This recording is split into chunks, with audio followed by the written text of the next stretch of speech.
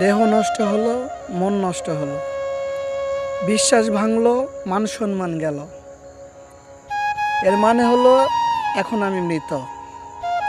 এরপরেও যে কয়েকদিন বাঁচব, কষ্ট পাওয়ার কোনো কথাই নাই, কারণ হারানোর আর কোনো কিছু বাকিই নাই। ধন্যবাদ।